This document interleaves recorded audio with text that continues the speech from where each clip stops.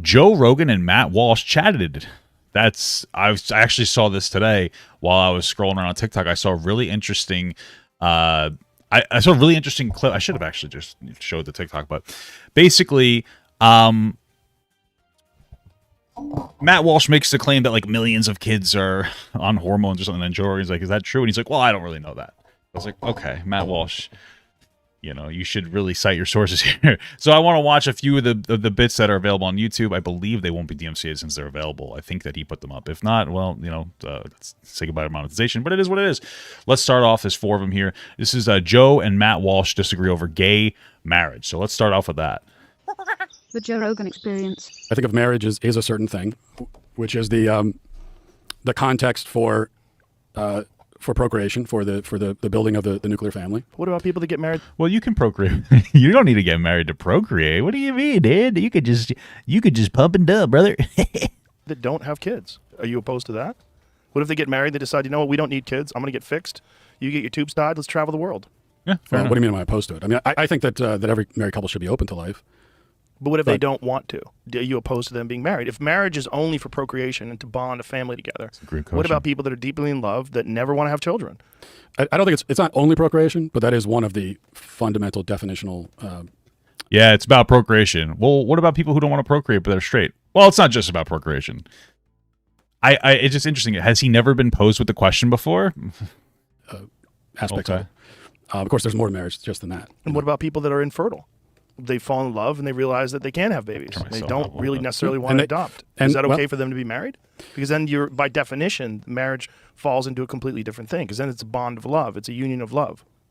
Sure. I mean, that doesn't change the nature of marriage, though. It's a little bit like I say that what's the definition of a woman? Well, a woman is someone who by her nature can conceive children in her womb and bear children. And then the response is always, well, what about women who are infertile? Does that destroy your definition of woman? And a little bit. If that's one of the biggest aspects of your definition of woman, then sure. We already know that's like a biological woman. Biological woman is a biological woman. Like, what is it, like XY? What is a woman? Is it XX or XY? Is XX woman or is it? Somebody tell me. I don't feel like looking it up. Yeah, biologically women are 2. So that would be the definition of a biological woman. And then there's gender. It's a whole other conversation. It doesn't, because it's still a woman's nature to bear children. Not every woman will, and there will be disease and infertility and old age and all these things that will preclude that. But it's still of her nature to do so. And I would say the same thing for marriage. I mean, it is natural in a marriage for procreation to occur. It's not always going to happen in reality, though. But that's still one of the natural functions of marriage. And married couples who can't conceive children, there are other ways to be parents, like adoption, for example, if they want to. Right, but if people want to be married and don't want to ever have children, are you opposed to them being married? Well, I wouldn't advocate a law that would prevent it. But would it change the definition of what their marriage is to you because they don't want to have a family? They just want to have a loving bond? I think this would be a couple that is rejecting one of the fundamental aspects of marriage. Maybe, but the question is should it be illegal then, right? Like, that's the biggest question. Because basically, the only reason that gay people shouldn't get married is because the Bible doesn't like gay people, right? Like, that's it. That's it. So, like, now we're in a question of, like, well, what's the logical aspect? And I find it very interesting that a lot of conservatives will very, very aggressive about logic.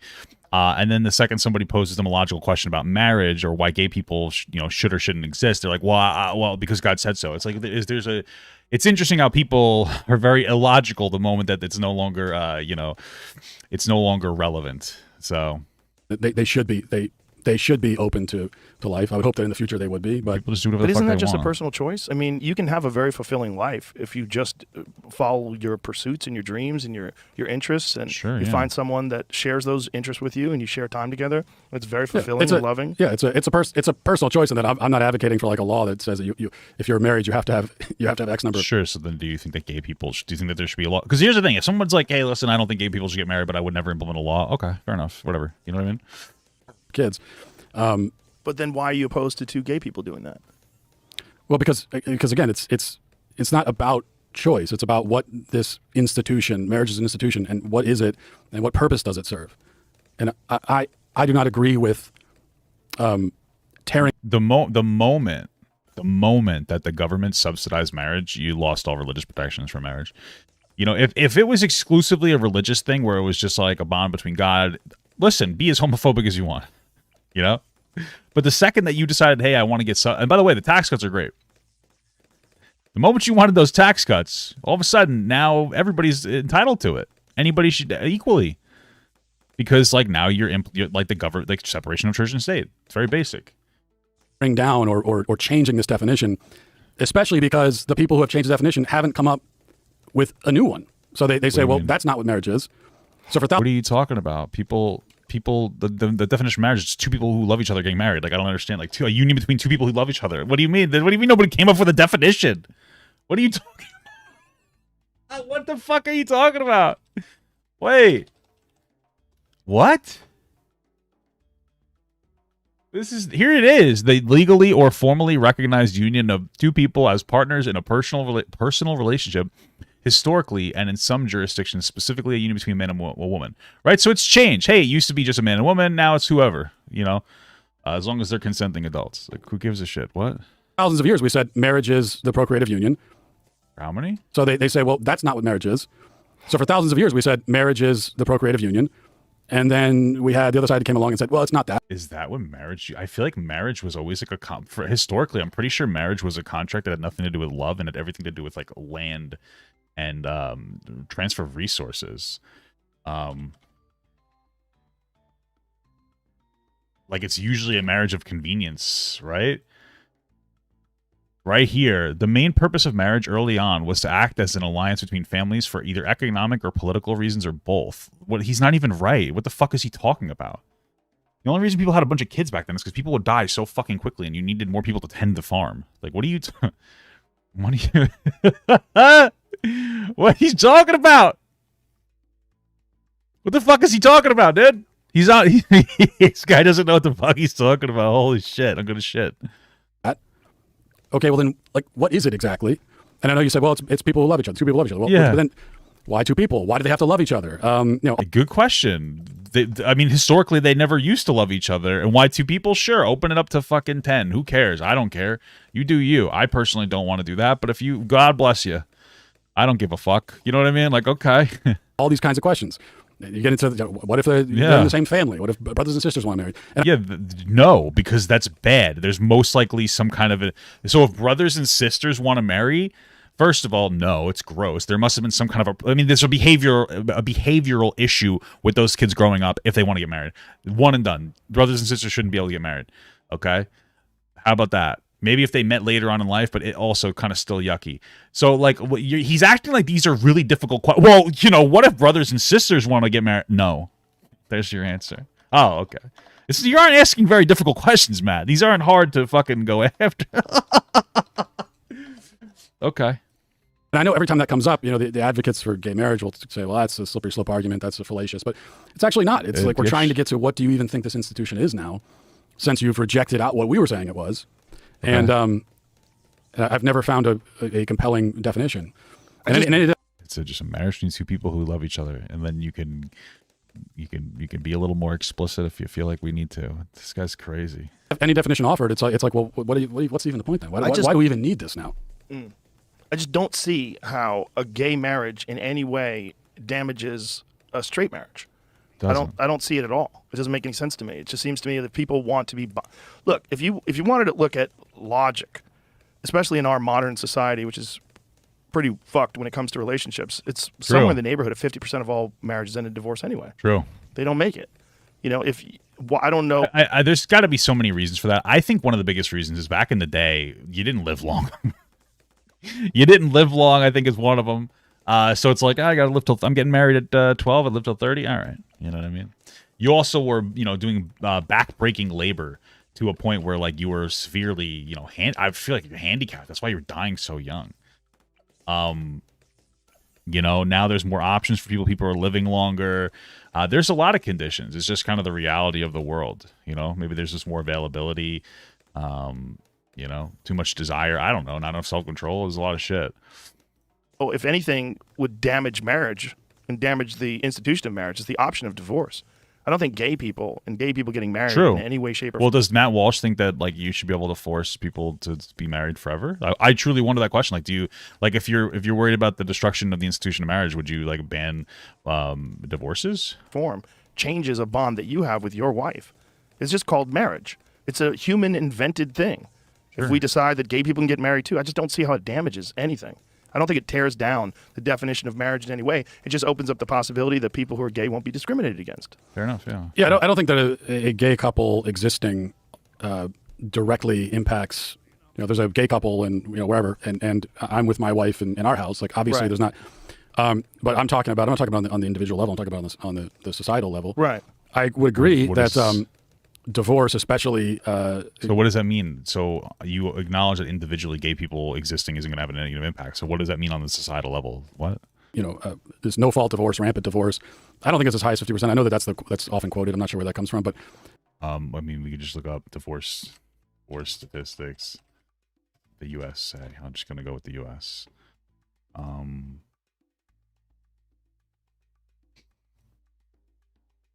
Divorce. Let's see. Divorce percentage.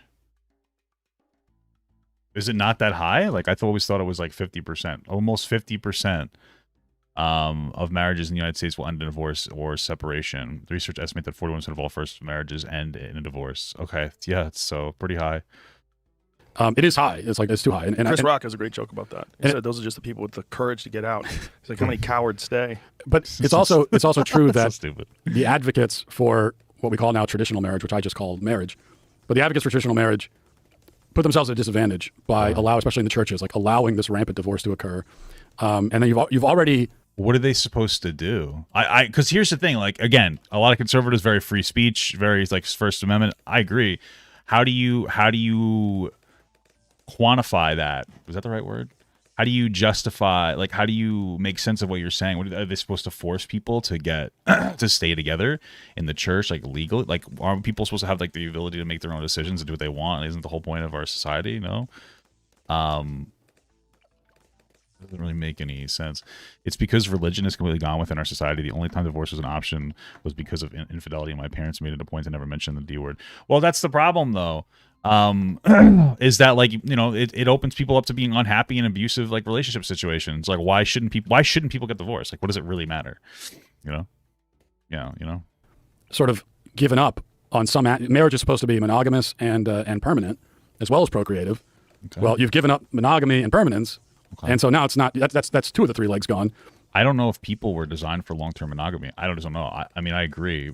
People should be monogamous because I think that's what makes people happy. But if people want to just do whatever the fuck they want, man. Who gives a shit? You know what I mean? Like, I feel like things might be different if we didn't raise people in a monogamous way. I mean, I'm gonna raise my kids in a monogamous way, but yeah. I mean, okay. And so now this assault was waged on the procreative part of it, and it was difficult to withstand it because the institution had already been weakened. So I agree with you there. But my answer to that is to try to reinforce what marriage is, not to just give up on it entirely. And I still think you're left with this question of, like, if marriage is not what I'm saying it is, then why do we even need it? What's the point? I mean, you're saying it's a man-made institution. Yes. But you're also, like, the way that you're presenting it, it's a totally meaningless institution. So no, they don't need it. I mean, like, here's the thing. Like, that's a good question. Do we really need marriage? You probably don't. The reason that marriage is good nowadays is because it encourages people to stay together, which increases the likeliness of raising your children better. That's the reality. I mean, there you go. It's good to do. We shouldn't force people. There might be actual alternatives. In the future, we might see positive, like, healthy children being raised without needing to be married. I mean, frankly, I'm skeptical, but hey, maybe that'll happen. That's it. Maybe that will happen. I don't know what to tell you.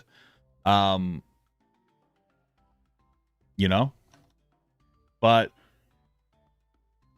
right now it's a union. It's a devotion. I think it's a very positive thing.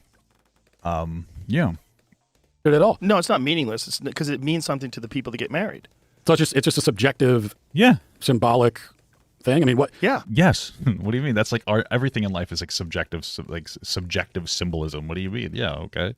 So if kind of what it is. Look, there's a massive responsibility when you're married and when you have children to keep your family together and you raise and keep everybody happy and healthy. And there's great reward to that. Yeah. But it doesn't always work out. It's people change. People are fucked up. It doesn't always work. And so I don't think it should be outlawed because 50% of the people fall apart. Just like I don't think it has any effect whatsoever on a straight couple. if a gay couple decides that they want to make it official. And that's what it is to them. It gives them a feeling that they're accepted and appreciated and that they're not discriminated against because they happen to be homosexual.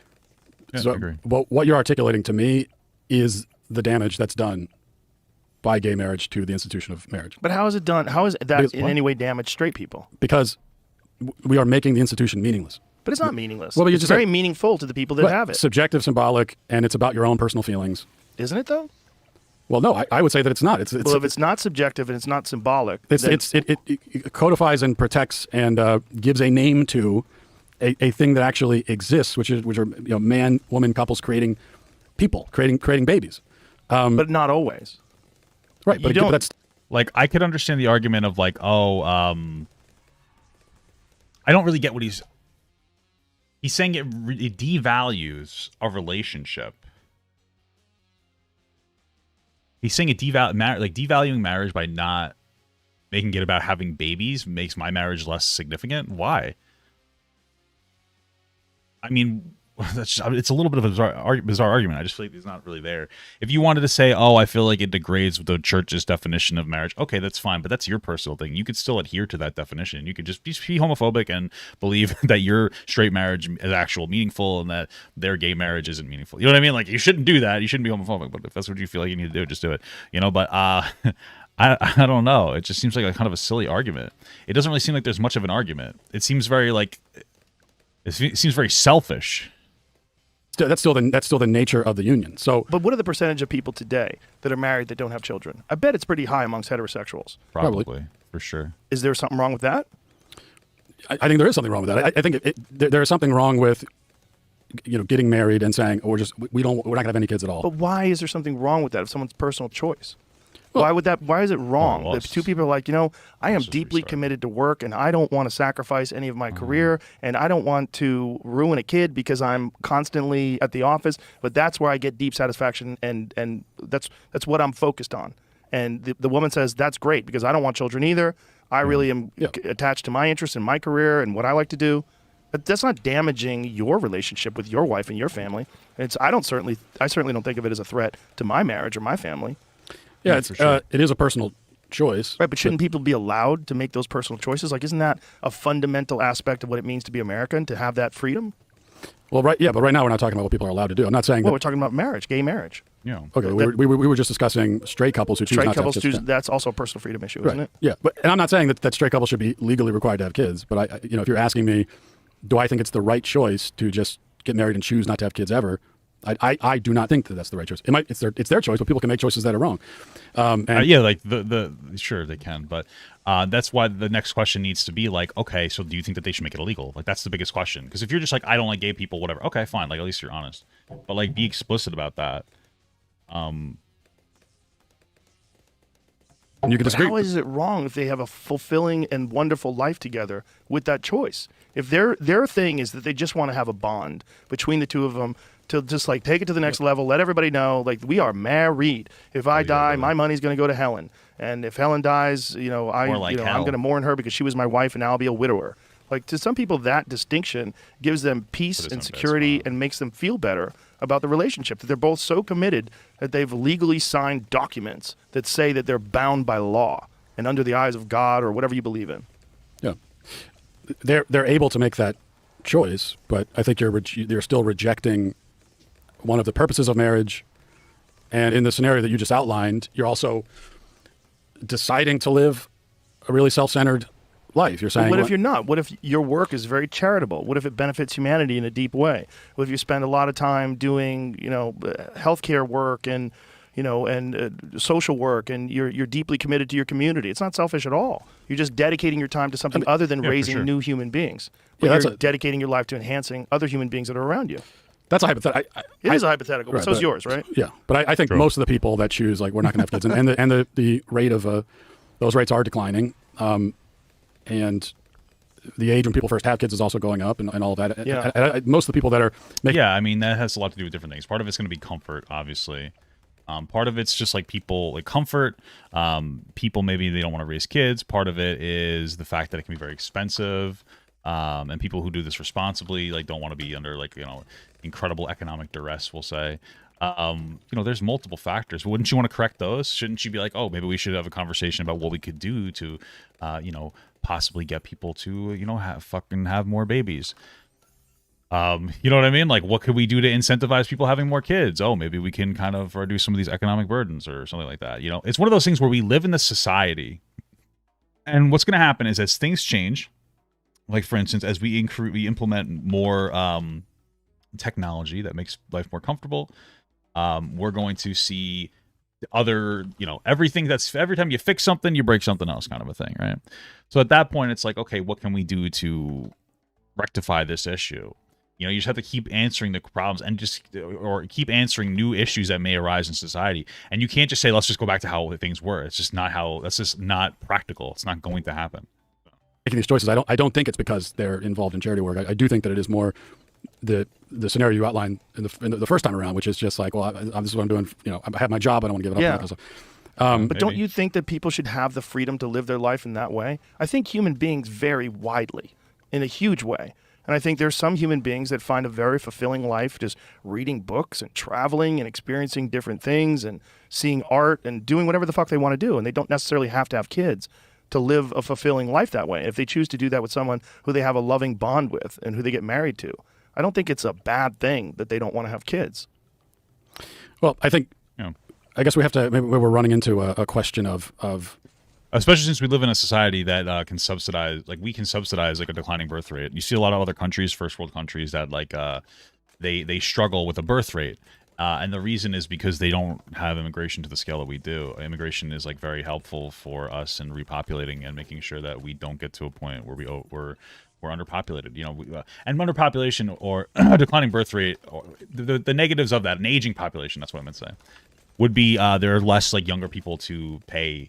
Dude, are you serious? Am I fucking gonna lose here? There are less younger people to pay taxes into services, basically, like Social Security and whatnot. And so you need to make sure you have you have a balanced diet. You know what I mean? But you have to make sure you maintain that. Now you get to the real fundamental question. I think it's a fundamental freedom thing. Yeah, we're not disagreeing, I guess, on the freedom aspect of it, because again, I'm not saying that you should be required to have kids. But you're imposing your sensibilities and what you think is important in life to other people. But everybody has a different idea of what's important in life without hurting anyone. The thing is, what I'm saying is these people that are married, that don't have children, they're not harming anyone. They're not harming these unborn children that they never have. They're not harming anyone. And it doesn't affect your relationship with your family and your marriage at all. Yeah, but I'm not imposing myself on them or harming them by answering a question about how I feel about their choices. Right, but nor are gay people doing that to you. I think the harm comes from, on a societal level, when we start breaking down these basic central institutions, like the institution of the family and of marriage. That's where the harm comes from. And the more that people believe, the more that we build a society where it's believed that marriage is objectively meaningless, right? It's entirely subjective. It's just not making you feel better. The more that we build a society like that, I think that's where the harm comes in. The worse it is. And people are going to reject marriage, and that means more. Fewer kids are being born. Also, more kids are being born in a context where they don't have that stable family structure. So the harm definitely comes. It may not be this immediate, connect the dots thing, but and we can already see that. Okay, interesting. That was the first bit. This next one is let's see which one we want to do next. Let's start with. Okay, so this is Joe Rogan and Matt Walsh. Is this an attack on the truth? What moment did trans go mainstream? All right, let's see. That seems like the next logical one. I was interested in seeing the whole trans argument, but let's see what we got here with that. What's the moment when all this exploded into the mainstream? It was seeded into our institutions, and then there was a moment when it all became. Was there a moment when transness it blew into mainstream? I just kind of feel like this was I mean, maybe it evolved quickly, because the black activism was slow. That's one of Dave Chappelle's jokes, is that gay activism seems to have gone much more quickly. Might have something to do with the advent of the internet. Let's be honest too. Some people can just pretend to be gay, and they can forcefully identify with a community, so more people can be included. You know what I mean? You can't pretend to be black. And then there's also more people who may have just kind of realized that, I don't know, gayness is a little bit of a spectrum. I feel like this is how I always talk about it. is that like here's your spectrum. We'll do like the gay to straight, and I think that everybody generally falls somewhere on this spectrum in like an indefinite way. So I'd say I'm like right here, right? And then based on the way that you're raised, I think it can make you a little bit more gay or a little bit more straight, right? I could see myself fucking like a femboy. You know what I mean? So I'm a little bit gay. I could be a little gay, but also if I was raised very conservatively, I think that I could be like fully straight. I think that there's a level of conditioning that can happen that can affect your sexuality. And I think that with a more like progressive society, you're seeing more people feel more comfortable identifying as more gay in some capacity. So there's more people in the movement. I also think that the internet, like the technology age, was very big and booming for it as well. There's a lot of different things. Came mainstream. And I don't know if Bruce Jenner is the definite starting point, but I do think that was a pivotal moment. It was a pivotal moment, not just because now the media is celebrating. Isn't it crazy? Because like he's attacking his own, bro. He's attacking some other conservative. Come on, bro. Bruce Almighty, what are you doing? Celebrating this, but also because conservatives, had an opportunity right then and there to take a stand against this, to recognize it for what it is, for the threat that it is, what threat? And to take a firm stand. And I think so many conservatives didn't, because they just imagine that this is. Wait, what's the threat of Bruce Jenner fucking being trans? What the hell? What's the threat? What? DEFCON 3 on Bruce Jenner. Says Kanye. What are they talking about? Either they don't want to get in trouble, be called a transphobe, or they just thought it's sort of a sideshow. And what? And so many conservatives basically ignored it. I don't think anybody realized it was going to get this big. Okay. Yeah, I think a lot of people didn't. What's but the I mean, threat? It should have been more clear. I guess woulda, coulda, shoulda, but it should have been more clear, because they're waging an assault on like basic fundamental reality. And so it goes way beyond. This is not just about gender. This is about reality. That's why in the film, every conversation I had with someone on that side of it, every single one devolved into this, well, what is truth? And who's truth? And how do you know what truth is? And, yeah. So I'm sitting in the same room as someone, but I can't get them to acknowledge that we exist in the same reality. We can share a room, but we don't share a reality. There was in the film, there's one woman that we talked to on the What's the threat? I'm just wondering. Street. And she was giving me this, we all have our own truth thing. And then I said, well, what if it's my truth that you don't? Like, if you think that it's going too far too fast, like, that could be a thing. That's like, but that's for anything, especially with like, this is somebody made a good point here. The internet accelerated the awareness of social issues, but at the same time, the rapid change comes to the detriment of the issue in some ways. Yeah. Sometimes things can go a little too quickly without people really getting a grasp on like the true meaning of what's happening. Sometimes, and that's why I think the conversation about kids is a really good conversation to have, because I'm still not comfortable with it. I think it's a fair conversation for everybody to have, but that doesn't mean that like all trans is bad. Don't exist. And she said, well, then I don't exist. What'd she say? In the film, there's one woman that we talked to on the street, and she was giving me this, we all have our own truth thing. And then I said, well, what if it's my truth that you don't exist? And she said, well, then I don't exist. She was willing to erase her own existence if that's how I perceive it. I guess I just feel like this is like a really bad interpretation of whatever actually happens. Like I don't know what to tell you, but okay. It's totally incoherent. I found out about the reaction that people have to this and how strongly they're committed to this when there was a transgender fighter that was hiding the fact, Found Fox, was hiding the fact that they were biologically male and competed twice as a woman, beating the fuck out of these women. Yeah, and that's why I think when we talk about trans people, the conversation that really needs to be had is more about like not about whether trans people are or aren't valid, but this is mostly a question about trans women, because trans women, in sports can seriously hurt cisgender women, because if you go through a male puberty, and the effect I would say is stronger than actual steroids. Even if you go on like hormone replacement therapy, it's not going to eradicate all the differences at all in any capacity. But this is why there's a conversation about like where do trans women fit in some spaces, right? Like, so the bathroom, I can understand why people are upset about bathrooms. There's a specific issue with women feeling unsafe around men. Trans women aren't men, but like the reality is a lot of trans women are not passable, and they can be perceived as men, and it can come off as a bit of a threat. And so I could see why there's a conversation there. Sports, absolutely, taking away opportunities from other trans or for other cisgender women. I mean, if you're trans women, let's say that like 1% of the population is trans. Let's say only 1% of the trans women or women in sports are trans. That 1% is going to rise to the top, and they're going to deny opportunities because they're not going to be on an equal playing field. So like it definitely can displace cisgender women. Those are the conversations to have. Like what is it? Like what are the concessions that need to be made? Where do we need to be nuanced? Like trans women are women, but like they are different from cis women. Like we need to acknowledge that sometimes that's necessary to talk about. When it comes to dating, not everybody wants to date a trans person. That's perfectly fine for them. You know, those are fair questions to bring up. It's crazy. Like you can't, and trying to say that it was just a medical procedure. And when I thought rightly got angry at it, I saw all these articles written, all these pieces about how transphobic my position was and what a horrible person I was. Like, we're literally talking about someone not telling someone. I said that, look, if you are a transgender athlete and you tell someone, hey, I was biologically male, but now identify as a female, would you like to fight? And that person still says yes, all in. Go ahead, have fun. Yeah, that's a good point too. I mean, if they actually, give them fair warning. Just like I think you should be able to ride bulls and go dirt biking and skydiving, do whatever wild, dangerous shit you want to do. But to hide the fact that you're biologically male and you were a male for 30 plus years, that was madness to me. But they had already drawn this line in the sand. And I remember arguing with someone on Twitter about it when this woman said she was always a woman. I go, even when this person impregnated a woman and had a child with them, she's like, even then.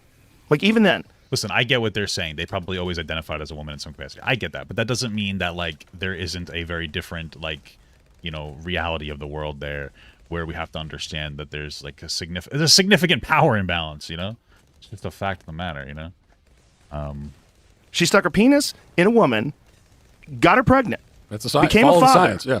And even that, during that act, she was a woman. Like, what is a woman?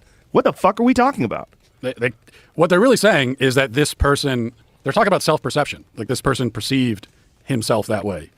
So, like, when it comes to trans people, the overwhelming majority of trans people are, like, born trans in some capacity. That's the reality. Ask any trans, even Blair White will say, like, I was born a woman. When it comes to diagnosing and treating, that's a whole other thing. That doesn't mean that we should necessarily always let kids, like, jump head first in there, obviously. That's what they mean, that they were born in the wrong body. Like, I understand that we have 7 billion people on the planet. Of course, not everybody's going to be born that's going in a way that they're going to align perfectly with like, societal norms and societal expectations. Totally on board with that. That's what they mean. But even if they identified as a woman, they are still a biological man at that point, and they went through a male puberty and they could seriously hurt somebody. That's what they meant. It's a bad counter argument because just because they might have always been a gender woman, in their heart, I guess you would say, doesn't mean that they didn't have like very real world like developments as a man. And what sucks is that there's a lot of trans women. I'm sure that there are plenty of trans women who just want to compete in sports, but they don't want to displace cisgender women. Like they just want to be seen as like women. They want to be seen as like, they just as normal. Unfortunately, like it's just you got to take an L, you know what I mean? I'm not saying that as like to be cheeky or funny. It's just like sometimes that life is just not going to be fair for you, and that sucks. Like I don't think that like there's no trans woman who transitioned so that they could like, oh, I'm going to do this just so that I can beat such and such just so I can lose this fucking game. I'm just going to transition just so I can beat so and so. You know what I mean? Nobody's doing that. Let me do this again. But self-perception is not always reality. This is like, of course, we all in most other contexts we recognize that a person can have a self-perception that just is not true. It's just inaccurate. I mean, you could walk down the street in any city and find drug-addled homeless people talking to themselves. And if you were to ask them about themselves, they're going to say a lot of things that just don't line up with reality. I feel like you've never talked to a homeless person because I've never heard some people can have like significant mental health issues for sure. But like, I don't know if you've ever actually talked to homeless people before. You even know what the fuck you're on about. I don't lose you already again. Holy fuck. Listen, when it comes to anything, I believe gender dysphoria is still classified in the DSM as a mental like health condition or mental health issue, which I agree with it being classified as such, right? The way that we operate, the problem is conservatives will use that to invalidate trans people. Here's how we operate any mental condition or any issue in any capacity. And this is what got me to be trans affirming, is when you have a diagnosis of a thing, the way you treat that thing is the way that it helps the person best function in society without hurting society, right? So a trans person that has these significant mental health issues associated with their gender not aligning with their sex, the best way to have the most positive outcome for them in their society is to allow them access to gender affirming care, right? Some kind of like therapy, guidance towards transitioning to whatever extent, while also reining in expectations. That's something that a therapist, like a mental health, like a somebody who will help trans person will help them understand. Usually they'll be like, hey, pick a person, go to the malls, pick a person, and then maybe start, or pick your ideal body, and then as we work towards that with hormones and whatnot, we'll also rein in your expectations so you don't want to kill yourself, especially since it's incredibly expensive to transition, especially for trans women. It's more expensive to demasculinize somebody than to feminize somebody. Or no, it's more expensive to feminize somebody than to you get my point. More expensive to feminize a body than masculinize? I don't know. I know a lot of people's first thing that they're going to say is like, yeah, but the statistics don't show that, because actually there's the suicidality stays the same after transition. It doesn't. That statistic you're looking at doesn't define what's the end point for a transition. Like less than 1%, I think, of trans people actually are able to fully transition to the point that they're comfortable and happy with, right? So it's like, oh, yeah, they started taking hormones and they still want to kill themselves. Yeah, that's not how things work, right? You have to go through a huge process. It could take years in order to get to a place that you might be happy with, especially since you consider the fact that a lot of people, and this goes to more depressed people, but it can even, depression would be a side effect of gender dysphoria when you're struggling to identify and express yourself in the way, that you feel on the inside. Is that like when you get, let's take a depressed person right here. Let's say somebody that's like super depressed, right? This is your, right?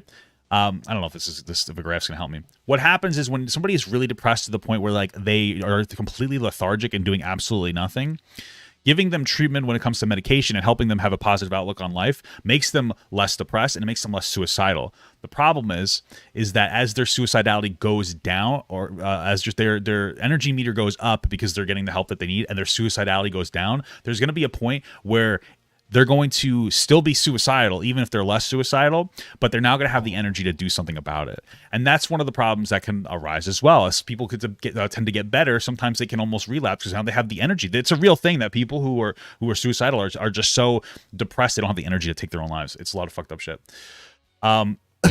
So that's where it comes for that. A lot of people will compare it to pedophilia, thinking that that's like a dunk when it comes to treating people the best way for them in society. It's not, because that's harmful. Allowing pedophiles to sleep with children hurts children. Having trans people be trans doesn't hurt anybody in any capacity at all, right? So that's what really got me to be trans affirming.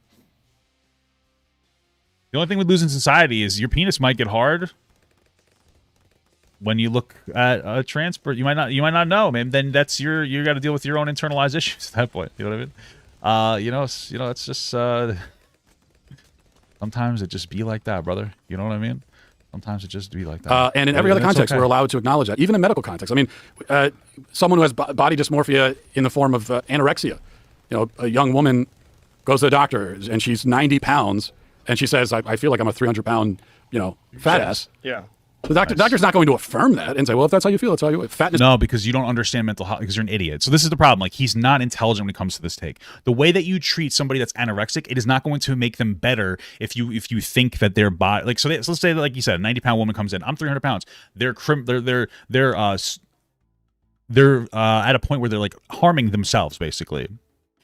You don't remedy that by allowing them to continue to engage in like being too skinny, because that'll kill them. That's not going to have a positive outcome from them. They will die. Death is a negative outcome.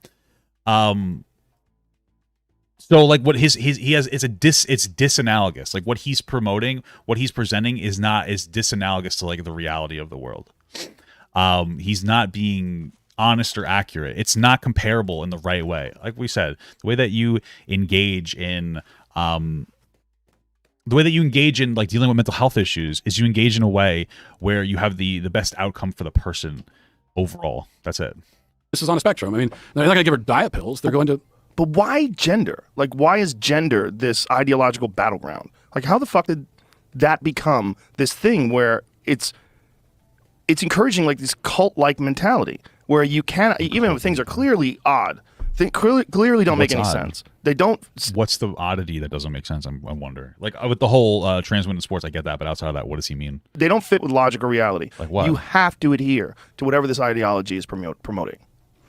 I think it's. I mean, at a most basic level, I think that this is like I said, it's an attack on truth, and this is, if you want to if your project is is relativism and you want to get rid of objective ideas of truth, what are you going to go after? I mean, if you can go after someone's really fundamental understanding of themselves, it's not just that they're attacking reality. It's like they're attacking the reality of the self. And so they're depriving a person of the ability to understand themselves. What? And once you do that, if you're successful on a societal level, then it's sort of like... Well, my question is like, do you think that maybe these people actually feel this way? Like they actually were born? Because here's the thing. There's genetic components and there's also like womb components that would cause somebody to be trans, right? There could be like some kind of... You could call it a defect in some capacity. I don't know if you'd go as far to call it a defect. Or in the womb, there's like a hormone washing in the womb.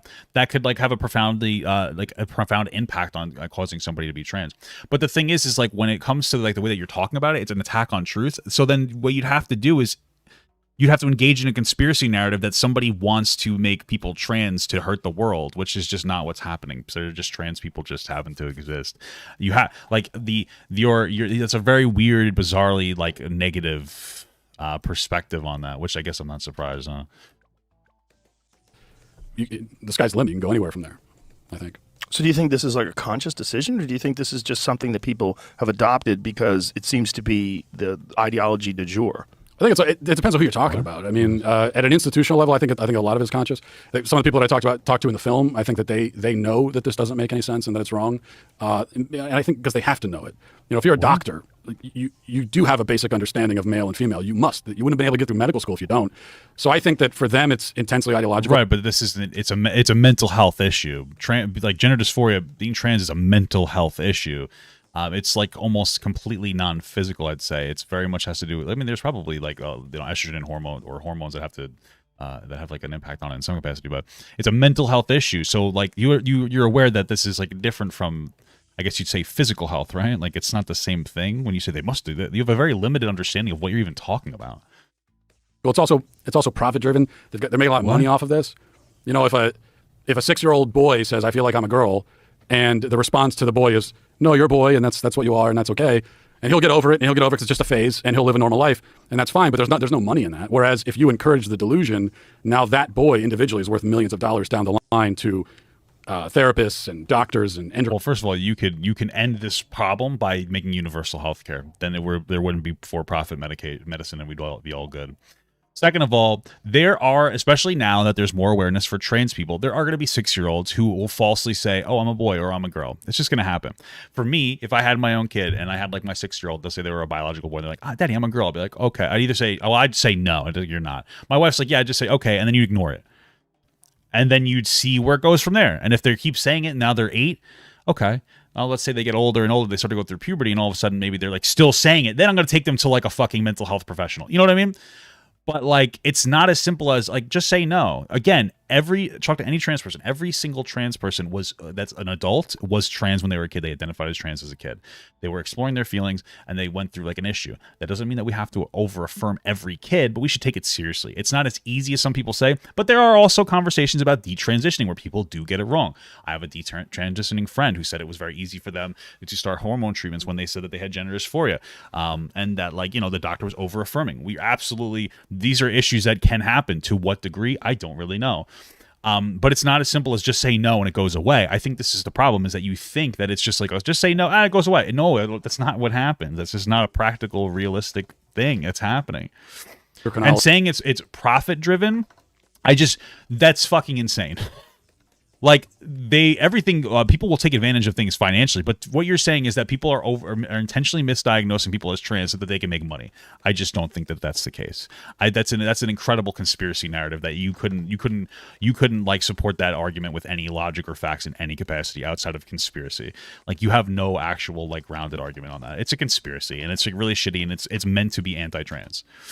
Psychologists and surgeons and everything. So I think it's profit driven. And then there's also just a lot of actual confusion out there. People don't really understand what's going on. And then there's cowardice too. People are just terrified. I've certainly seen a lot of that. People just are scared shitless about being accused of bigotry, losing their social media platforms, losing their jobs, losing their friends. I get this question all the time everywhere I go. well, how do I deal with this at my job? Because if I reveal that I understand reality at my job, I'll lose my job. How do you do what at your job? The only thing that a job's going to have you do is correctly pronounce somebody. Like you're not going to get shot and quartered in the street. A lot of times what jobs are boiling it down to a lot now is that like you have to put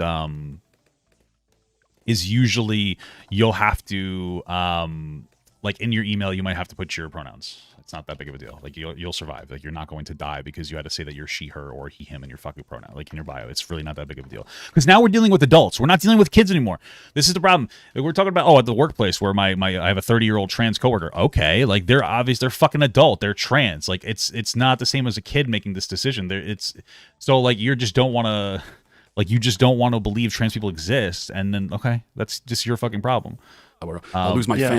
I think some surgeons are for profit when it comes to that stuff. There's a lot of trans people that have had horrible botched surgeries because the surgeons didn't care. Okay, but that has nothing to do with diagnosis. You usually can't get like a surgery, and maybe you can without like that's not like the issue isn't the surgeries. The issues would start with the diagnosis more than anything else. And you're just saying that some trans people have botched surgeries because the surgeons don't care. It's probably not true because surgeons work off of success rates. No surgeon's going to be like, yeah, you know what? I'm just going to fucking not give a shit about any surgery because I don't care. Like you heard something from a person and you have no actual like information on that source. Surgeons are usually very careful. A lot of times they'll stay away from cases that they feel they'll fail on because they know it looks bad for their numbers. Again, like where are you getting this information from? TikTok? I mean, come on. You gotta be careful about that kind of stuff. Family, this is what people are dealing with. And it is what people are dealing with. That really is what's happening, which is one of the more confusing aspects of this, is that there's no logical discussion about this. It's just you are either on the good side or you're a bigot, and that's the binary. Yeah, and that's because they know that they can't. The people that are pushing this stuff know Matt Walsh is a bigot. He's literally not trying to have the conversation. He's like at all. I could say Joe Rogan is like a normal dude just trying to suss shit out, but like Matt Walsh isn't. They can't defend it. They can't defend it intellectually. They can. They also feel like they shouldn't have to. Some people might. All right, let's go on to the next clip, which is Joe Rogan and Matt Walsh. Are these trans teens the guinea pigs of woke ideology? Should we do that one next, or yeah, we'll do this one next. The other thing to keep in mind too is that there are men who are just gaming the system, as you point out. I think in prison that happens a lot because they'd rather be in a women's prison than a men's prison. Okay, nobody. There's very few people gaming the system. Nobody's saying that they're trans to game the system. I've heard of trans women in female prisons, which is another great conversation to have. Because if they're not taking their hormones and whatnot, they could be a significant power imbalance. Like absolutely, that's definitely a conversation to have. But like there's nobody like actually gaming the system in any way where it's like, oh my god, this is a huge problem. Okay, nobody like people like when you say fundamentally gaming the system, there's nobody that's like I'm going to be trans just so I can compete, because a lot of them that you have to like still go through a certain amount of hormone replacement or hormone therapy, which will have like a significant impact on you. Nobody's doing that just for the lulz or for like a fucking Olympic record. But also in general, like there are different categories of people who transition, and we kind of talk about them like they're all the same, but they're not. And you can kind of break it down by age. Like there's the very young children, a 5-year-old, and we hear that, oh, my 5-year-old is trans. That's 1,000% the parent just deciding they're going to do that to the child, because no child even knows what that is. Sure, I would. Yeah, generally speaking, they could be just very impressionable. Okay, I kind of agree with that. Sure. You have to suggest that to them. Then you have the adolescent girls, and Abigail Schreier's written about this in her great book. And that's the social contagion. They pick it up from society. But then there's the older men who are adults and decide one day that they're women. And for so many, this is never how it works. Nobody just decides one day that they're like a woman. It's usually a very long process on coming to terms with it. It's not like this like basic, very easy conscious decision that people just make. Like so, again, a fundamental lack of understanding for what he's talking about. Them, this is a fetish. I mean, this is like the thing we're not allowed to say or acknowledge, but it's totally true. That for most of these older men who decide that I'm a woman, it's a fetish. It's autogynephilia. Yes. What? It's totally true. That for most of these older men who decide that I'm a woman, it's a fetish. It's autogynephilia. They're What do you mean yes? Joe Rogan just said yes to that? That's preposterous. Like, I was with Joe up until that point. You think that most people who identify as trans later in life, they're just men engaging in a fetish? Are you a fucking idiot? Like, that's the stupidest fucking thing I've ever heard in my life. Maybe that exists, but like, that is not the fucking general case. What are you talking about? You have to live under a fucking rock to think that. That's insane. I can't believe Joe Rogan would be like, yeah, sure. Like, you actually co-sign that dumb fucking perspective? Or is he just saying yes as like agreeing with that he said a thing? What? Enchanted by the idea of themselves as women. And so now we have to participate in your fetish. Like you get off on the idea of being seen as a woman, and I have to be a participant in that. It's really a it's really degrading and to all of us, you know, that we're all being forced into this. Well, it's always been a psychological condition. It's always been known as being like a psychiatric condition. Like it's a mental health issue. Yeah, sure. And now it's being accepted as a gender identity issue. Where it What? Hold on. Okay, let me see. Was always just like a weird kink that people had. And now you're again, regardless of whether or not this person's a sex offender, a registered sex offender, repeated sex offender, you have to accept this. Otherwise, you're a bigot. It's just, am I missing context here? Maybe there are people like that, but it sounds like they're suggesting that's most people who's trans. It's always been a mental health issue. Just because something's a mental health issue doesn't make the person invalid. Like, everybody has like a different like list of mental disorders or mental health issues that would cause them to need specific targeted help in order to help them succeed in society. That's all it's ever been about. And you deal with each one of them differently. Right? So like anger issues, right? Like there are people with anger, like mental health issues. There are people with anger problems. So how do you deal with that? You have to like teach them coping techniques so that they don't like express their anger negatively. Because angry people with anger problems, usually their anger is justified to be angry. They just have disproportionate reactions. Anxiety and panic attacks, another thing that you would do. Like we give people like fucking service dogs that they're allowed to go into the hospitals and doctor's offices and the local Wendy's without question. You know, body dysmorphia, all these different things, depression. We have like we just treat them based on what's the best for them in society. No one is becoming trans. Like nobody's like fucking becoming trans just to jerk off themselves. And if they are, it's not even close to representative of the majority of trans people. What a silly thing to say. Holy fuck. Okay. Just this rigid adherence to ideology is so cult-like. It's so fucking Handmaid's Tale. It's so wild that people are just wholesale adopting this. And this is not to deny that there's people that are trans. I've met people that are trans. Yeah. It exists in nature. I mean, guys will shoot a buck and they'll find out that it's actually a female with antlers. Nature's weird, right? I think nature does put people, that's like the difference between somebody who's transgender or somebody who's like intersex in some capacity. Those are two different things, but okay. For whatever reason, that really feel like they should have been born a female or should have been born a male. But that's not all of what's happening.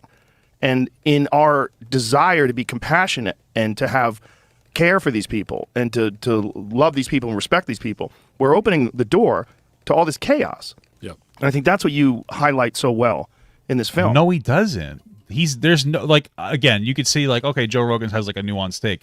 Matt Walsh doesn't have a nuanced take. It's all anti-trans. There's no common sense, like reasonably minded conversation that Matt Walsh is trying to have. What are you talking about, Joe? Why? Like, this is a problem. I have no problem with the conversation with Matt Walsh, but you're not giving him any pushback. You're running defense for this guy to make it seem like he's like, yeah, you're just trying to have that nuanced chat. No, he's not. He's not having a nuance. He just doesn't give a fuck about trans people. That's not accurate. What you're saying is it's just so stupid. That's fucking crazy, dude. Okay.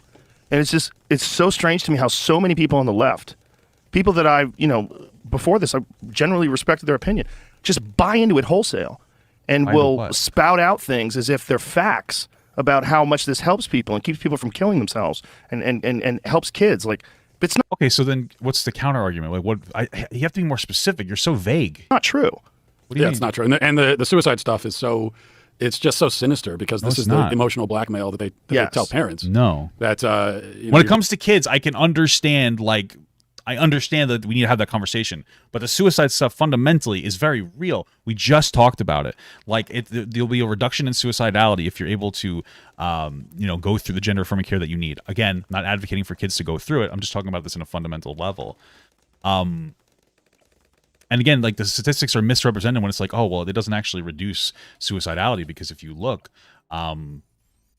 people are still like suicidal afterwards. Again, there's no actual target for like what is transitioning. They'll be like, yeah, well, this person started going on hormones and they didn't become less suicidal. Well, see, it doesn't work. It's like, okay, that's not the whole treatment. It takes years in order to come to terms with your shit. What is he talking about? Like, what do you mean? Daughter identifies as your son now, and then the now classic line is, would you rather have a dead daughter or a living son? Like, you have to affirm this or your daughter's going to kill himself. And so many parents, especially, you go back a couple of years when this conversation wasn't being had at a very visible level, they don't know what to do. They're panicked, and they've just been told by a mental health provider who they trust that if they don't go along with their child. I don't think that like mental health providers are the ones that are saying this to this degree in any capacity. This is like a fucking like straw man to me.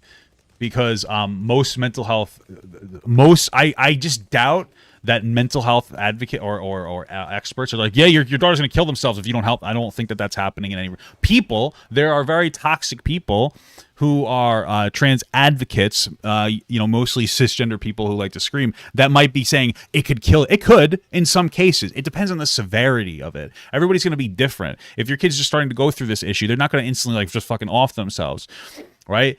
But like, this isn't, mental health professionals aren't going around and saying this in any wide scale. I just doubt that. Like, what's your source for that? Like, I doubt, I'm sure it might happen, but is it at a wide scale? I very highly doubt that like mental health professionals are like, yeah, your kid's going to kill themselves if they don't get this care. Like, I doubt it. They can even say like your kid might be experiencing significant stress. But as a parent, if your kid's at that point, you'll recognize it. And that's why you'd be more empathetic to it. This is why I say, I pray to God that I never have a trans kid, because it's what a difficult conversation and decision to make partially for your kid when it comes to helping them transition, if that's something that you may want to do, because you're going to see the negative impacts of them not being able to express themselves the way that would make them happy, because you're going to see your kid depressed. Papa Chill, he's actually has a point. There are about healthcare administrations making money off all these. It's just, you're just wrong. Like, people make money. That doesn't mean that there's like a negative. That doesn't mean that everything is sinister. Like, just because Walmart makes money when I go there and I buy food doesn't mean that Walmart's trying to poison me to death, right? You have to understand this. And again, if you made like, if we could just make universal healthcare and that like profit margin goes away, and then you have no more argument, right? Like, he's not making a big point. You're latching on to this point. Oh, okay, you're triggering me, so I'm just gonna put you in timeout. Stop, please. Listen, I'm gonna respond to these better. You have every right to disagree with me, but don't say maintain nuance with these takes. Because you disagree with me doesn't mean I'm not being nuanced. Maybe you're wrong, and you're shitting and coming right now. So I'm gonna take that as disrespect. Maintain your disagreement without trying to be provocative, because you're trying to. That's a provocative statement to make. Okay, I'm working on my reactions to that. The next reaction is just going to be to ban you from the chat. I'm maintaining plenty of nuance. I've talked about these topics for a long time. I'm constantly maintaining nuance. What you're doing is like you just popped in here and you're just being stupid. I'm sorry. You can disagree. That doesn't make you stupid, but the way that you're expressing it is just to try to get me like provoked. So that's annoying. All right. It's very annoying when you do shit like that. Child's delusion that their child's going to commit suicide. So I can understand when you're told that you're going to kind of panic, but it's not true. The evidence, in fact, tells us the opposite, that suicidality, we cover this in the film, Scott Nugent mentions it, that the only reliable long-term study we have on this shows that suicidality is the highest years after transition. That's the highest point for suicidality among trans people. Again, what is he referencing? What does after transition mean? Years after transition. Is that socially transitioning, where you're just socially transitioning? Is that when you first start therapy? Is that when you first start hormone treatment? Because it takes a year. I think you have to be on like certain hormones for a year before you can go on to the next level of hormones. They're all over the place. You can't just say after transition. The percentage of people who actually complete transition, where they go through hormone surgeries to the degree that they want, it's like $100 and something thousand, is so small.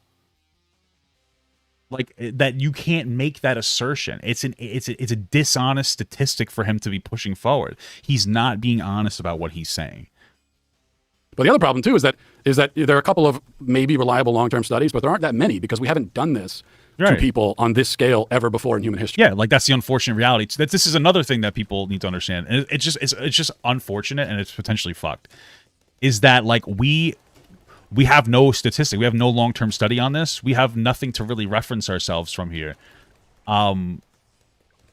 It's just the unfortunate reality, and sometimes you have to like almost experiment. It sucks, you know. And you can't experiment on animals, because like animals don't engage in the same mental health that we do, of course. it's unfortunate that a lot of this is just going to be experimentation for a while. It's just the unfortunate reality, and we're not going to be able to get accurate statistics until this is something that's been going on for a while. That's just life. I mean, it's not ideal, but it is, to an extent, it just is what it is, and it's not. I hate to say it, but it's kind of the truth. Sometimes it just is what it is. It is what it is, man, and that is one of the potential dangers, which is why like I'm apprehensive about doing it for children, because like we don't know, we there's no way we could know, Sure. So the current crop of especially trans, quote unquote trans kids, they're the guinea pigs. We're experimenting on them, and they're making a lot of the healthcare providers are making a lot of promises about how this is going to turn out when they can't possibly know this because we've never done it before. What I will say though is, not for nothing, but like when it comes to it, like I'm more inclined to believe a healthcare professional about an issue like this than some fucking random person who doesn't really like trans people. You know what I mean? Like two very different sources of information here, I mean, like the healthcare professional is probably more right than Matt Walsh is. I think it's great to be skeptical all the time about everything. You should always be skeptical about everything. I think that's a great thing to do, because you don't want to we don't want to go too far over a firm. But that doesn't mean that the everyman knows what the fuck he's on about. You know what I mean? And I can respect it because I'm like an everyman as well. But like, it doesn't mean that we know what the fuck we're talking about in every situation. You know what I mean? I'm never going to go to a mechanic and tell them what's wrong with my car. You know what I mean? It's one of those situations. It's good to be skeptical. Absolutely. Take it to another person. Get a second, third opinion.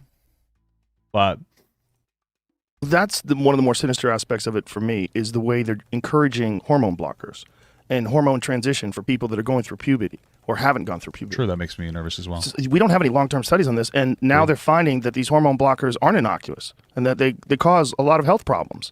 And they could. What health problems do they absolutely cause is the question. I've never been able to get like a solid answer on that, which is I think problematic. Long-term negative impacts of hormone blockers. The problem is that I don't think that you would be on hormone blockers permanently. You would go on hormone blockers for a time, and then you'd go on so like here it is. There are no known irreversible risks of puberty blockers. And I think that the biggest reason is because this is very new. And that like you're on them so short term until you start potentially transitioning. But like Blair White brings up a good question as a trans woman. They're like, if you go on the hormone blocker, you may never be able to get like get a bottom surgery as a trans woman, where they would like basically invert your penis because your penis doesn't grow enough.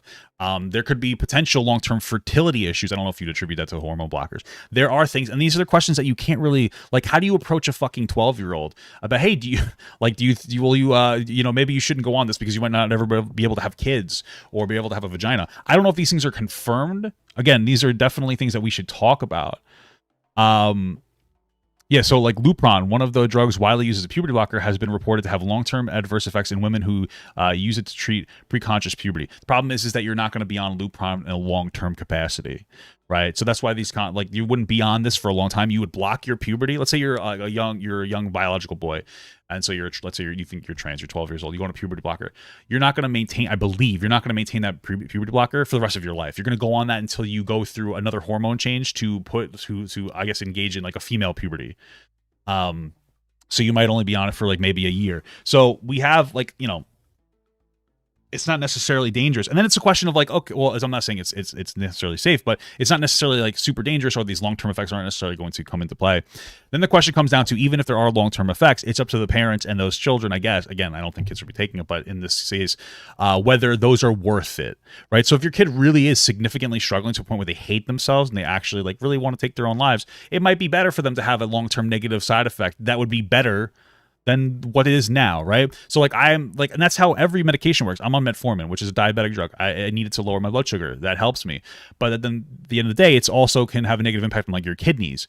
But like if I don't take it short term, I'm gonna have like system failure, right? So like it's one of those things where and every medication is a weighing of like it's a weighing of consequences. 1 year, that's not that short. No, but it's not. It wouldn't be under the label of long term when it comes down to it. Just so you know, like, so these are like, they're talking about long term, like over the course of tens of years, that these people will be on puberty blockers for. When it comes to like women who are using it to treat other issues. Jesus. Okay. They're saying this now out in the open when people have been for years, the last few years, promoting this as if it's a pause button.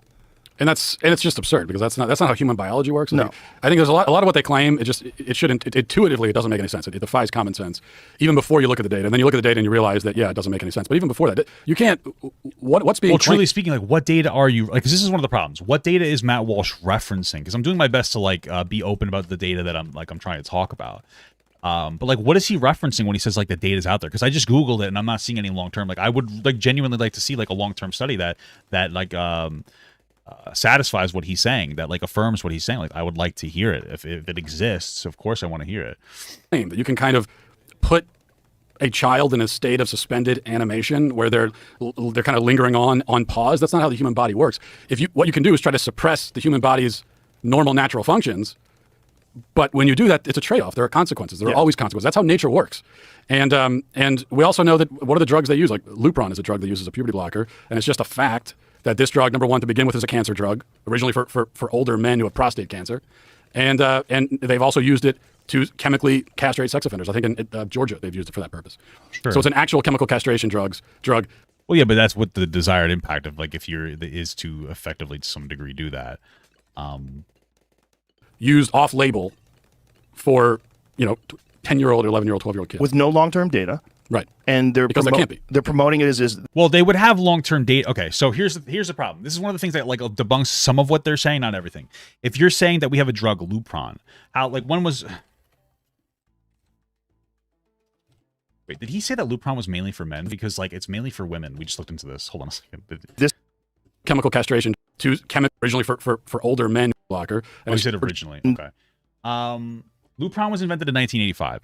Right. So if we've been using it since 1985, we have long-term studies on what it does. Right. But again, the kids aren't taking it long-term. That doesn't mean that there aren't going to be other negative outcomes. We already talked about like lack of development to be able to have bottom surgery, potentially making it so that the kid can't have, get pregnant because you can't, like, it's hard. Like, how are you going to, because a lot of people who are trans that want to have kids, they have to detransition to an extent to be able to like produce again. Same thing with like powerlifters that are on steroids. They have to stop taking like fucking like tests and shit so that they can produce again. It takes a little while to do, but you can produce again. So, like, if you as a trans woman didn't develop like your penis and testes correctly because you didn't go through a male puberty, you may never be able to have kids. These are real situations, right? But the Lupron itself has a long-term data on it, and that's probably what they're referring to. So the drug itself isn't going to have probably isn't going to have a long-term negative impact. It's the series of everything. It's not just the Lupron. It's the other hormones going forward. It's all these other issues, right? When it comes down to that, they're promoting it as this is the silver bullet. This is going to fix you. Right. This is the thing that's going to fix all. The mainstream is doing that, but we have to be very careful about like operating as if like everything mainstream is like the way that everybody's presenting everything. Most doctors aren't like mainstream that are like with any type of political agenda. A lot of them are just trying to help people.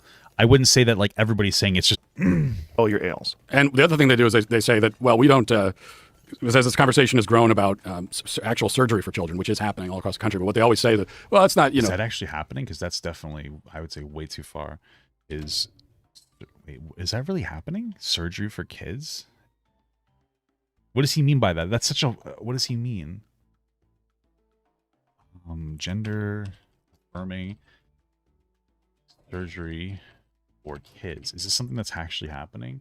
Access to gender-affirming hormones, potential access to gender-affirming surgery is available at 16. And then, in that case, transmasculine youth are, okay. So it's 16? Yeah, I'm not really on board of that. Current guidelines suggest 16 years old, it looks like. I think that's too young, for sure. I would agree with that.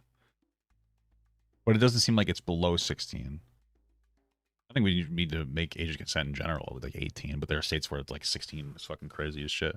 Yeah, I'd say that's too low. So like 16-year-olds and up are able to do that. Okay. That's not really what's happening, especially younger kids. It's puberty blockers, not surgery. And yeah, it might be true that they're not performing actual surgeries on 12-year-olds at this point. At least that's not a common practice. Well, okay. So this is the things that you have to be like really careful about. This like dishonest thing that you just said. It's not, that's not really what's happening, especially younger kids. It's for children, which is they say that, well, we don't, as this conversation has grown about actual surgery for children, which is happening all across the country. But what they always say is that, well, performing trans surgeries on 12-year-olds? I don't think so. I don't think he's just lying at that point to try to make it as sinister as possible. Like he knows what he's saying when he says shit like that. That's really dangerous. Like, absolutely, I agree. 16 seems too young for surgery to me.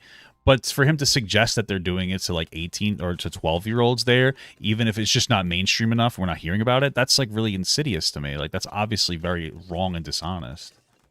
But what they don't tell you is that once you put the kid on this conveyor belt, they're going to probably stay on it all the way to the surgery. You've put them in the system. You've put them on. It is like a conveyor belt system, and they're most likely not going to jump off. You start with the puberty blockers. In almost every case, it's going to lead to to hormone therapy, and then in a great many cases, they go from there to surgery. The other thing, well, that's the whole point. But like, that doesn't mean that they're going to happen when they're a kid, right? Like he's trying to assert that's like, yeah, this is what's going to like. Yes, when you go to therapy and then you go on hormone blockers and then you go on like the goal is generally to get surgery. That doesn't mean that you're going to be able to get it as a child. And he's trying to assert that you would. But if you started doing hormone blockers at 12, which again, on the fence about there, that doesn't mean that you're going to get surgery by 13. It means that like that's the whole kind of point, right? Like if you're treating someone with gender dysphoria, the end goal is generally going to be some kind of surgery. It's going to be hormone surgery therapy. Like he's not actually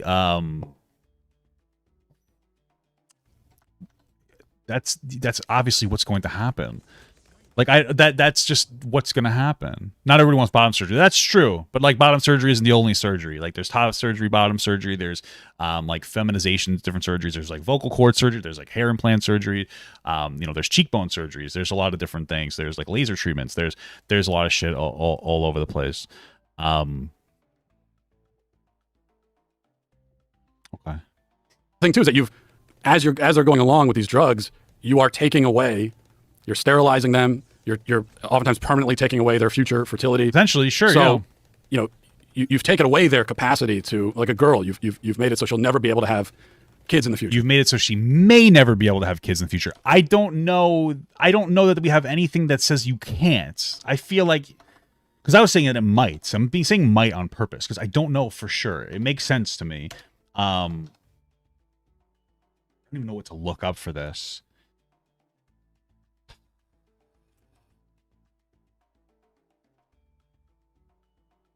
Can kids on hormone? I mean, how would I search? Have kids in the future? Because I feel like when it comes to like, like right here, taking puberty blockers alone should not affect your ability to have babies in the future. Yeah, but we're not just talking about puberty blockers. We're talking about like a trans-affirming surgery could potentially do that. Puberty blockers alone should not affect you. So that means that there could be a fertility issue. Absolutely. I don't think you can assert that it would absolutely have one because I'm pretty sure you're born with all your eggs as a woman, right? So it could definitely have a negative impact for sure. I just wouldn't assert that as a fact. That's why I didn't assert it as a fact. You've already taken that from her. She has given it up before she even could know what she's given up. Potentially. And then for her, it's kind of a logical process. Well, I've already given that up, so I might as well go get the double mastectomy and then all down the line. That is the dumbest thing I've heard him say. Wait, hold on. Okay, listen. So what he's saying right there is that because they're not going to be able to have kids, now they're just going to be like, well, I might as well lean into this thing and just get the double mastectomy. Nobody, dude.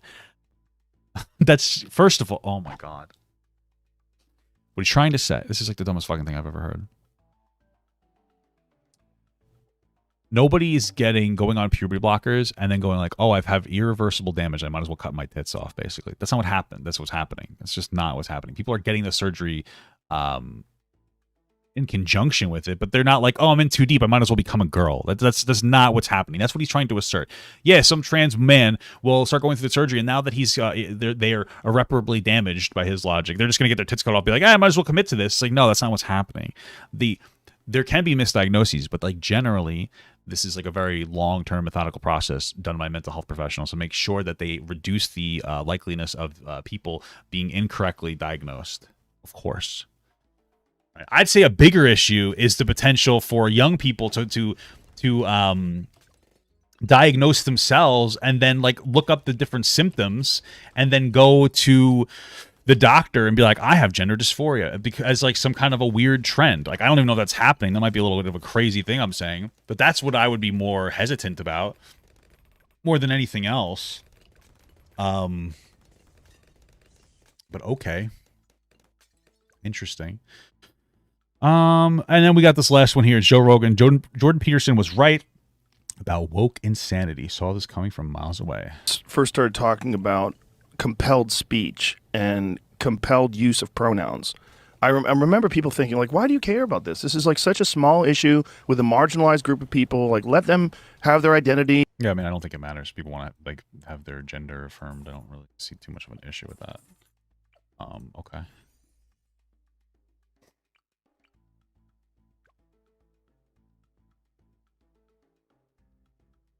What? Okay.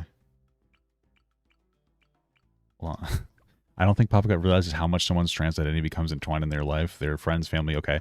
Are you trans? Just a really quick question. Because if you're not trans, then you don't know any more or less than I do about transness. So like that of course nobody's gonna know that, but that doesn't mean that what I'm saying is inherently false in any capacity. Are you trans? Are you trying to tell me a particular experience that you have with your transness, or are you just trying to suggest that what I'm saying must be inaccurate because I'm not a trans person? Like, I don't understand. It just sounds like an unrealistic expectation. You're trying to present a lose-lose, so that anything that I say must be wrong because I'm not trans, basically. Okay. And use the pronouns they want. And, you know, this is like, what was it, 2015, 2016? And I remember his warning, and I remember many other people like, this is going to spill over. Like this, if you can enforce this on a professor, and if you can enforce compelled speech, because Canada doesn't have the same free speech laws we do in America. Yeah. And if you can, like, where does it go? How are you compelling it? Well, it means through violence, or through police, or through the fear of being arrested, the fear of having your job taken away from you. Like, this is literally. Yeah, you shouldn't be arrested for like misgendering. But if a job wants to be trans affirming and you're not listening to your job, I mean, I don't, okay, like, whatever. Like, I don't give a shit about that. Like, it's their job is allowed to do whatever they want. What happens when you use laws to compel people? Like, you have to have some sort of a punishment if they don't follow through, if they don't follow your orders. And this is what he was worrying about. And I remember at the time being like, I hope he's wrong. Like, I hope it doesn't get that big. But now here we are, 7 years later. Yep. And he was right. Because there's also a difference between telling people they can't say something, which is what free speech suppression usually is, and that's bad enough. But then telling people that they have to say something, yes, compelling them to actually say something, putting words in their mouth and telling them that you have to say this. And it's not pronouns. It's not a small thing, because when you use the she for a he, you're not only being forced to say something, but you're being forced to affirm and acquiesce to a claim that you don't agree with. You're being forced to express a belief that's not yours. I mean, it's like it's not much different from a dictatorship forcing someone to profess belief in a religion. It's forced conversion, basically, is what it is. And that is not it at all.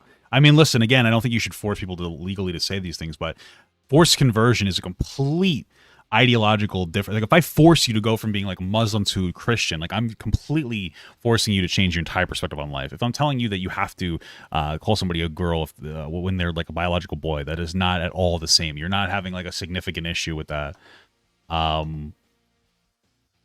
Okay. And once you allow that, it doesn't matter. Of course, it's going to start somewhere small. It's just pronouns. It always starts that way. But like I said, it's actually not small. Pronouns there's a reason why the left makes a big deal out of it. So anytime people on the right say, well, it's not a big deal, in response to the left making a big deal about something, well, they wouldn't be making a big deal about it if it wasn't a big deal. And the fact that they're choosing this hill to defend should tell you that there's something here worth fighting over. My kid was going to school with a girl who was a they them. She decided she was a they them, and she demanded that they talk in they them way. Like, you had to use, when you were referring to her as a plural. This girl wore makeup, dressed like a girl, just decided that she was a they, them, and would get angry if you misgendered her and not calling her a plural. Yeah. And what does that mean? So we have enough of a problem getting someone who identifies as a woman to tell us what a woman is, but right. So I just had like a hole. My computer had a little bit of a poop. Yeah, so, like, listen, some of the non-binary stuff can be a little bit bizarre to me, especially with kids. There might be kids that are just, like, experimenting with their gender or whatever. I don't really give a shit. I I don't know, man. When it comes to like these young people doing it, I get a little more apprehensive sometimes, especially since like a lot of transness has like kind of listen, it can be trendy to be trans for some people, and those trenders are having a negative impact on actual trans people because it's like it seems to be belittling what it means to be trans. To have like a meltdown because you want to be called they them as a kid, you're probably, I mean, maybe you are, but I don't know. I like you also might be trans trending. I don't really know. It's weird to me, but maybe that's just fucking boomer speak. Okay. But mostly misgendering is just about the gendering correctness is about creating a comfortable environment for that person to like express themselves as who they are. What's a they? Yeah, what do you like? Describe to me the feelings of being a they. Describe, can you describe that? What is that experience like? And anytime you ask someone to do that, it immediately descends into incoherence. And also, by the way, the actual gender neutral pronoun for an individual is it. It's not they. So it's interesting that nobody wants to be an it because it's dehumanizing, offensive. right? Yeah. Well, maybe that's why they don't want to be called it, and they want to be called they instead, because it refers to like a person, and it refers to a thing. We can change language, right? Like, we understand this, Like, it's not that big of a fucking deal. We don't have to shit and come when somebody wants to have, like, a conversation about changing language a little bit. But okay. A disrespectful term. We don't use a lot of disrespectful terms for people anymore because they feel disrespected by it.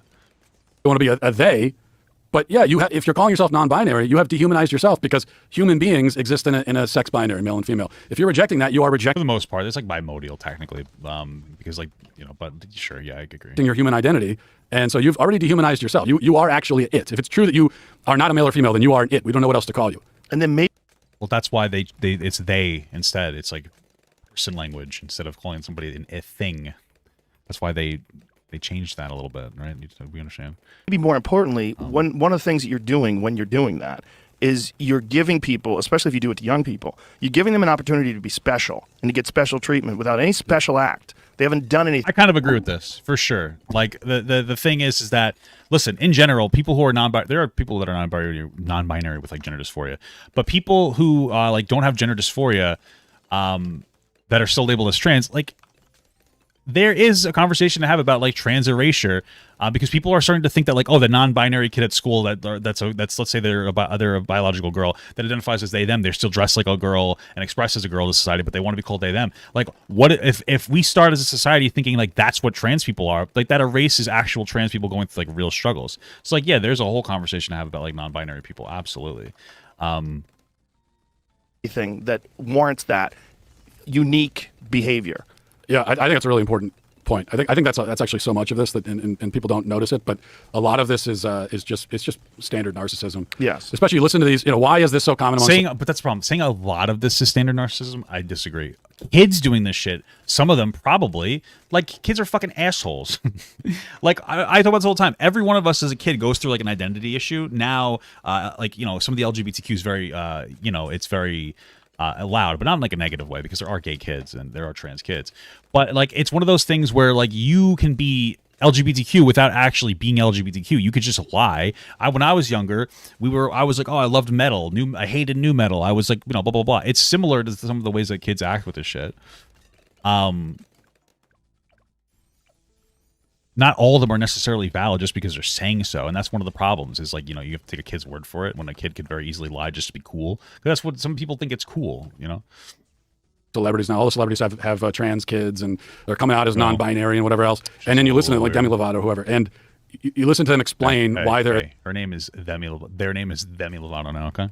They them. It's always, well, I don't identify with these labels. I'm beyond that. Bro, I feel like Demi Lovato and shit like that, the reason that they're identifying as trans in some capacity is because they've been sexualized so much as fucking kids because they were growing up in the industry that like now they've generated some kind of a mental health fucking issue from it.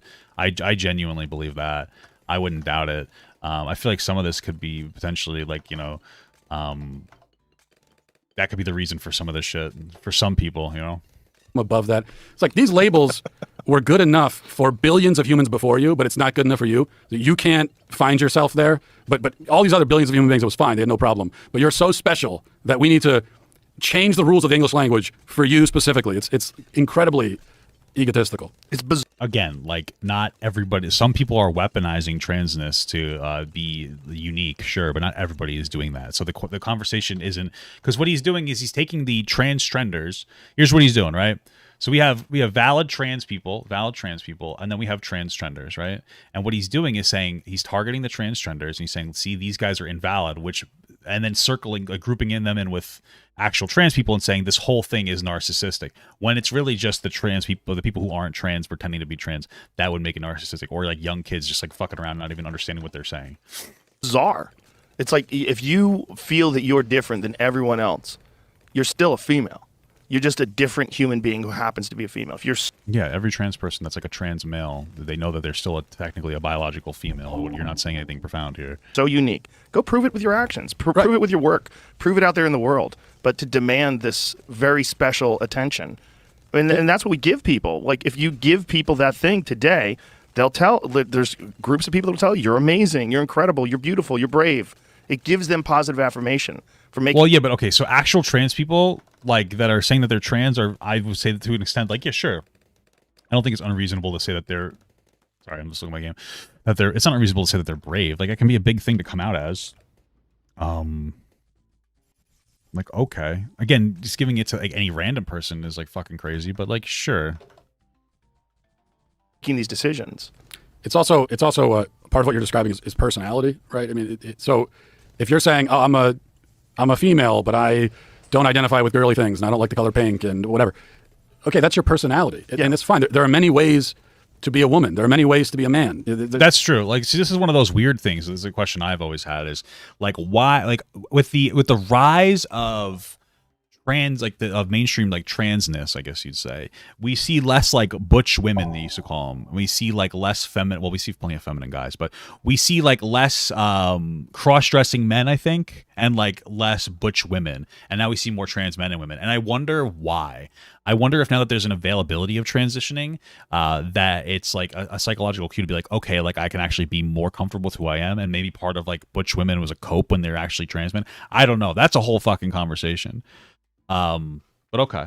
It's like almost infinite ways of doing it because each man and woman has their own personality, their own perspective of the world, and that's fine. So I think that what I'm expressing is more the kind of traditional idea is much more expansive because it allows you as a man to just, you know, be who you are. You're still. Well, you can still do that though, even under the current definition. Like nobody's saying that like all cross-dressers need to die or that butch women need to go fucking die. Nobody's saying that. They're just saying that there's the availability of like, you know, gender identity now. A man. But be who you are. The idea now is that if you're a man, yeah, but butch, you like butch is butch women, like is that sexist or something? Is that like a wrong thing to say? Like that's fine, right? Yeah, like a fucking like what is it called? Like fucking you know what I mean? Like very masculine women. Is butch women like a fucking is that like a slur or something? No, there's no way. You have interests or ideas that fall outside of the standard norm. Now you lose your manhood. You're actually a woman. So they're actually reinforcing the gender binary. Tomboys. Thank you. Okay. Tomboys. The standard norm. Now you lose your manhood. You're actually a woman. So they're actually reinforcing. No, nobody's forcing you to identify as a woman, as a feminine man. So what you're saying is just not right. The gender binary while trying to destroy it at the same time, which is interesting. Not really. But I think most of what they're trying to describe is actually just personality. Yeah. And now we have this situation where, you know, you could have a person who has 5 different genders and 6 sexual orientations, but no personality because their personality has been subsumed by all of these labels. They've categorized and labeled and everything, and it's really strange. The art exhibit recently where the girls threw soup on the Van Gogh. You know about that story? Oh, yeah. They asked, I have no idea about that. someone was interviewing them. Oh, Patrick Bet David was interviewing them and asked them, can I ask what your pronouns are? And she said she was he, she, they. He, she, and they. I go, so you're masculine, you're feminine, and you're plural. She's all of them. She's everything. She's basically like a Hindu god. It's like. Yeah, I mean, I really just don't get shit like that. It doesn't really make too much sense to me. Like, what does that mean to you? Like, what do your pronouns mean to you if you're identifying as all, like any of them? It doesn't really make too much sense to me. Like, what are you? This is just laziness. At least choose one. It's just pompous nonsense. It's just, in that particular case, thinking that you're going to fucking cure climate change by throwing soup on a priceless painting and then gluing yourself to a wall. And also, what does it tell you that the person interviewing her knew that she definitely has different pronouns? Like, yeah, you just know, sure. Like, it comes with the package, which tells you that, again, that this is an ideological and political thing. It's not an actual identity. If you were one of those people that thought that there was a literal attack on the foundations of this country to try to destroy it from the youth up, what better way to do it than with social media reinforcing? Fuck, I'm trying to get like enough for this. Okay, well, that's all we got, guys. So that's what we're gonna obviously stop with for those. Yeah, interesting conversation. I guess. I feel like Joe didn't really push back too much on some of the shit, but clearly he's working through his own shit at the same time. I want Papa Gut to pee on my face, but just as a friend. There's nothing weird about that. I want him to pee on my face.